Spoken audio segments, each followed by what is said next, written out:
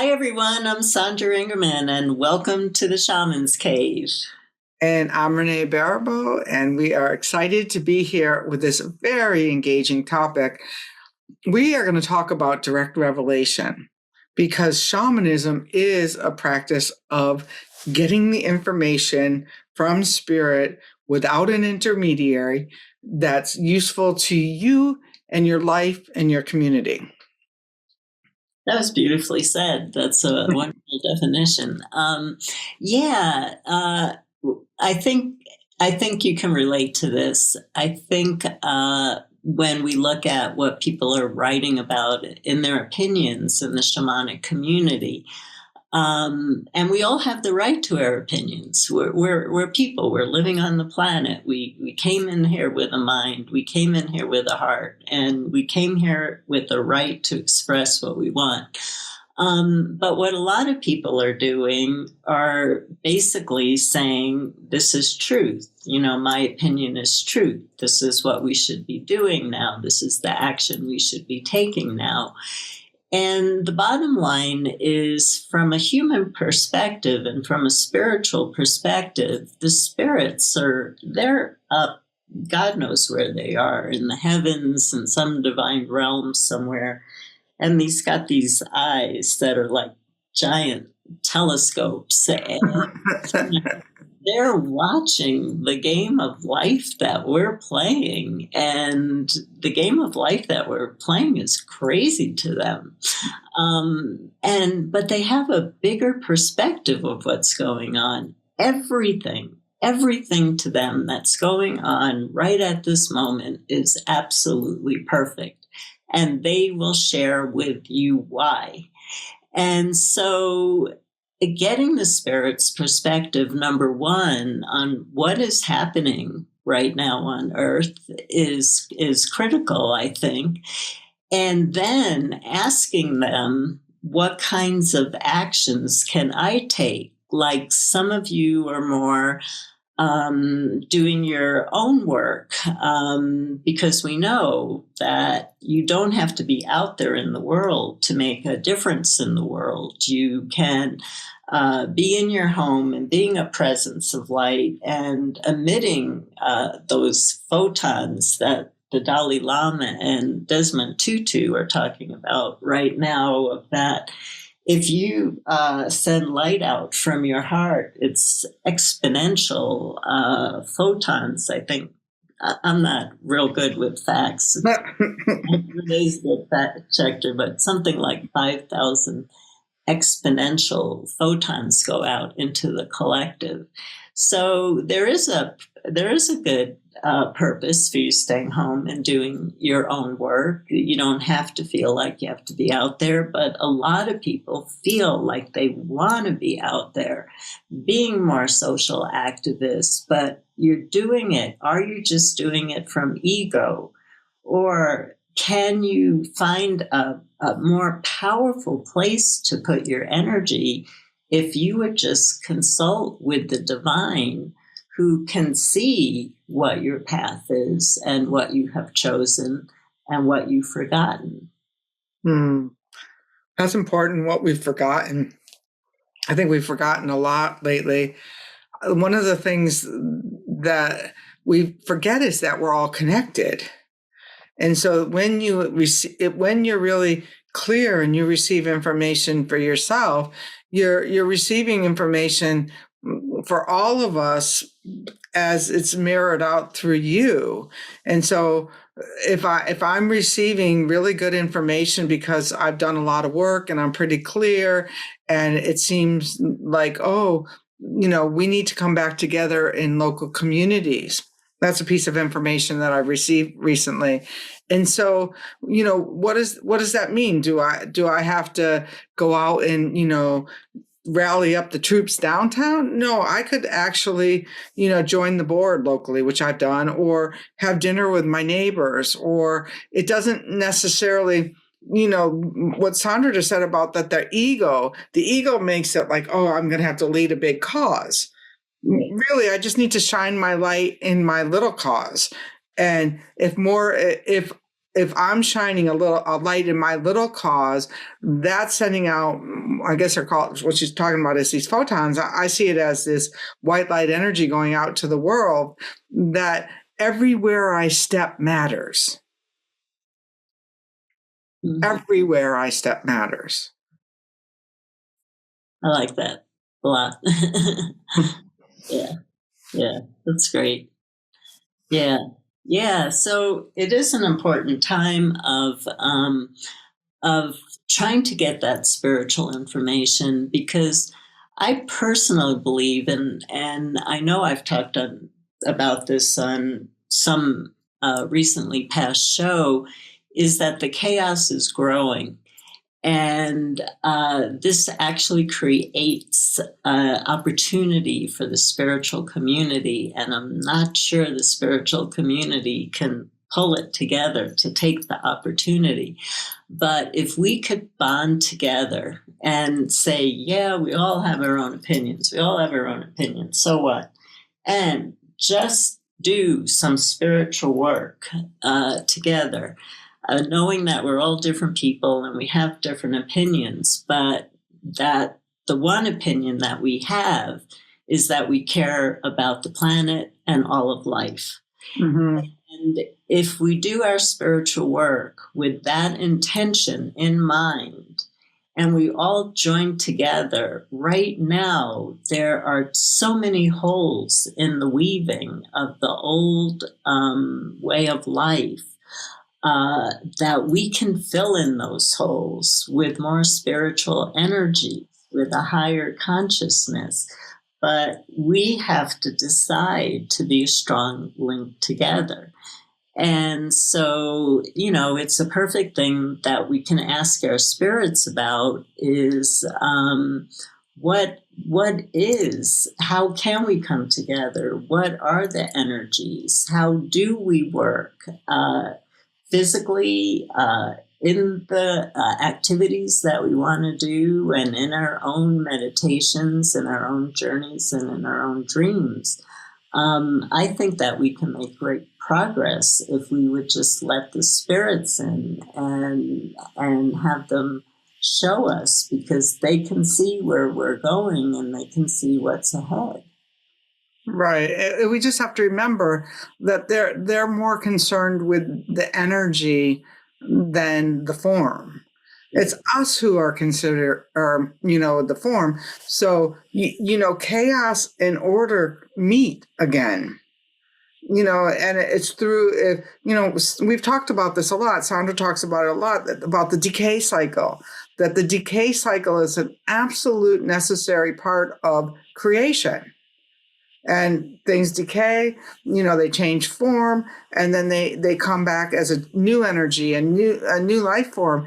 And so if you're going directly to spirit, then there's comfort in the breakdown. There's a knowingness in the breakdown. I wrote an article for Energy magazine, and my editor said, "Oh, you're very negative." And I'm thinking, like, no, I'm not being negative. I'm talking about that we're in the destruction part of cycle. And I don't look at it as positive or negative. I look at it as a part of nature. Yes. Well, we're growing and evolving, and that's what nature does. So, and there has to be a death for there to be a rebirth. It's a continuous cycle in our bodies. Our cells are always dying and being reborn. If we could just look into our own bodies and see what's happening, we would never have a question about what dismemberment really is. Because it is the sloughing off of the old, and it's allowing for that to heal and for new growth to happen. So, there are just these wonderful cycles that in nature that we're with. And the beautiful thing about direct revelation, and one of the things I love, because I'm in a place right now where I just don't have a clue where my work is going, because everything for me has been about God as a child. I was very religious, and I had many near-death experiences where I worked with. I met God and had amazing experiences. And then it was my helping spirits. My helping spirits have been my everything to me. My power animal, who's been with me every day for 40 years, I wouldn't be here without him. But what has finally come to me, and it's actually a lesson that I've been getting for 7 years and have completely been missing. So don't feel bad if you're as hard-headed as me and don't get everything as quickly, is I've realized that I have a new helping spirit, and that it's been a helping spirit for the last 27 years, and it's the land I live on. And when I used to teach, when I first started teaching for the Shift Network, I had to teach guided journeys and guided ceremonies, because the online community wasn't trained in shamanism, and it wasn't as simple as teaching in-person workshops. I never led anything guided before. I only gave directions of how to go to the worlds. And so I would take a walk in my arroyo, and the arroyo would tell me how to guide the journey for my class that night. And the arroyo would give me the ceremony to do. And at some point, I got so into doing guided work, I didn't need the arroyo, but I had to go to the arroyo the day of my class to get what my class would be. And I've realized now that the land has been my helping spirit, who's been helping me teach for the last 7 years, more than my traditional helping spirits. And so our work is always changing with direct revelation. And that's the exciting part of it, the surprise part of it, how it never stays the same, and how shamanism has evolved over 100 years and keeps evolving. So it's really exciting to step into direct revelation. And for me, as a shamanic healer, what a relief when I was able to use direct revelation instead of my psychotherapy skills. And that was just such a great reminder. Last week, I went to the market to get some plants, and I tend to like to have been planting lately. And I took this one plant out of the car, and it was like, yes, this is where I'm going to stay. And I was like, no, that's not where I bought to put you. And the plant really, and I went back and forth for a while. And I realized that some of you, I've talked about the new house I've been building, and there's a stairway. And when you open the door, when you come down the stair, you are going to see this new plant. And the reason the plant told me that it wanted to be there was because there had been construction going on for a year, that the construction people needed to know as much as I did that it was now becoming a home. Mm. And so that every time that I'd open the door, I would see the plant and I would know that I was creating home. Uh-huh. And I'm there like, okay, well, I had to go get another plant for the other place I was thinking, but that plant wanted to be there. Now, so sometimes we're like waiting for these big aha revelation moments. And Sandra and I both had periods where winds of spirit came through. And you don't always have those, but sometimes it's just as simple as a plant telling you, this is where I want to go, and you listen. Right. And the lesson's bigger than you even knew. Right. But if I didn't listen, I wouldn't have known. Right. Yeah, it's the smaller steps. What we need right now is what's the smaller steps, not what's the biggest step we can take, but what's the smallest step we can take right now to start being able to shift our own consciousness, to be able to be more of service in the time of chaos, where we have this opportunity as a spiritual community to come together. So first we start with getting direct revelation about our own personal life and building a full inner landscape inside of us so that we can join together with a circle and create that light that's really needed right now to take the place of what's unraveling with another beautiful weaving. But we get more of a chance to do some of the weaving than some of the powers that have been in control that caused this dismemberment to start to happen. So, yeah. So I think this is a good time. You were going to do a journey so we could all have a little taste of the direct revelation. That's right. And so I thought that because some of us feel so lost on what we're supposed to be doing right now. So just to start out with, because we talked about direct revelation in a lot of different ways, but just to start out with, to ask, if you've never journeyed before, set your intention and ask for a helping spirit to come to you.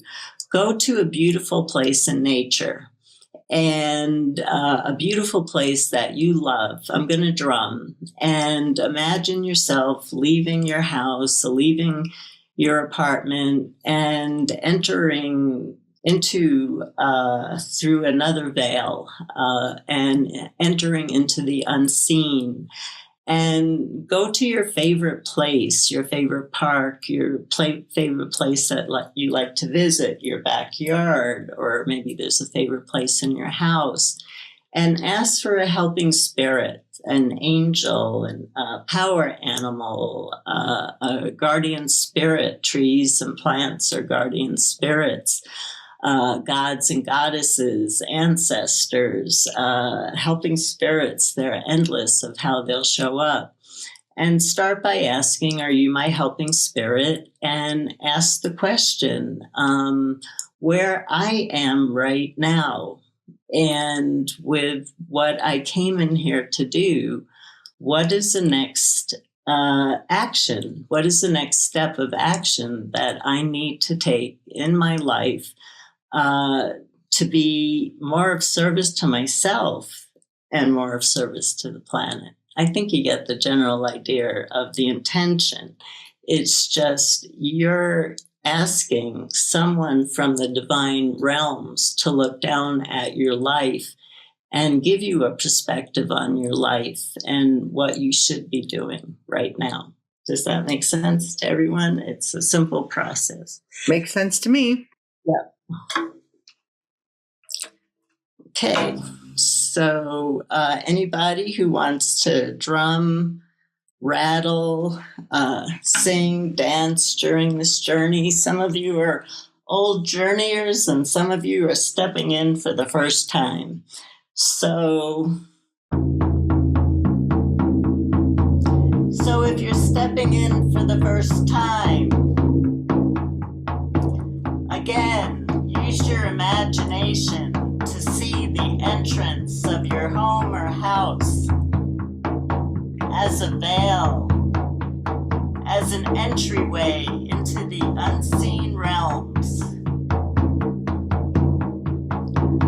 Go to your favorite place in nature and call in a helping spirit and ask for advice on where you are right now and what needs to change in your life, and a step that you can take to be in greater service to all of life. So I'll let you have your conversation and I'll call you back when we're done.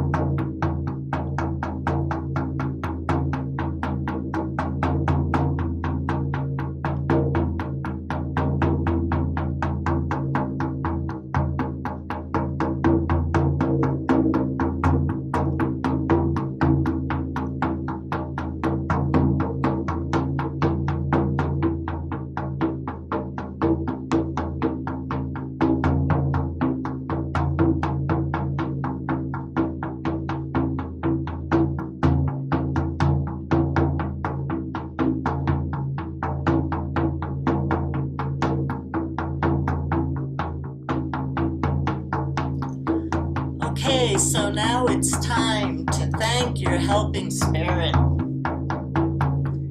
And let your helping spirit know that you will continue this conversation at another time, but that now it's time for you to return.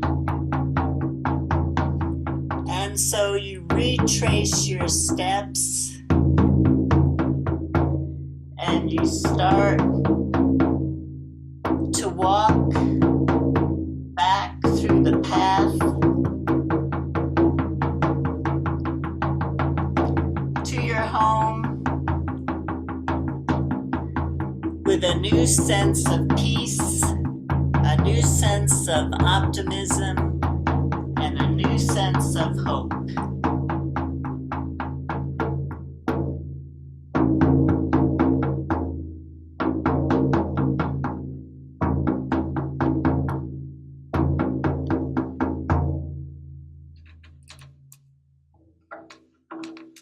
Welcome back, everybody.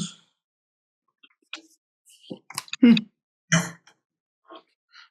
was great. Oh, good. It was, for me, it was about a feeling, like how I might want to feel instead of something that I want to do, more about how I want to be.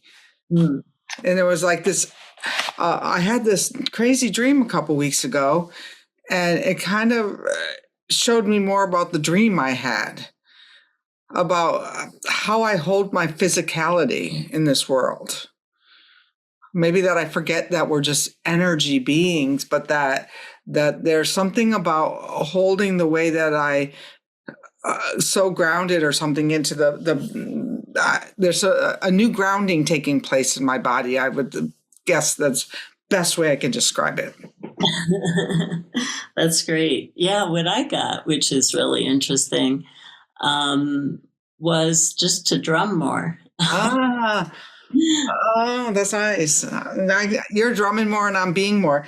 Yeah. So there's a lot of ways to take action in the world, everybody, and it all creates change. And so what's your gift and what are you drawn to? Because it's all going to work. We're all a piece of one giant puzzle.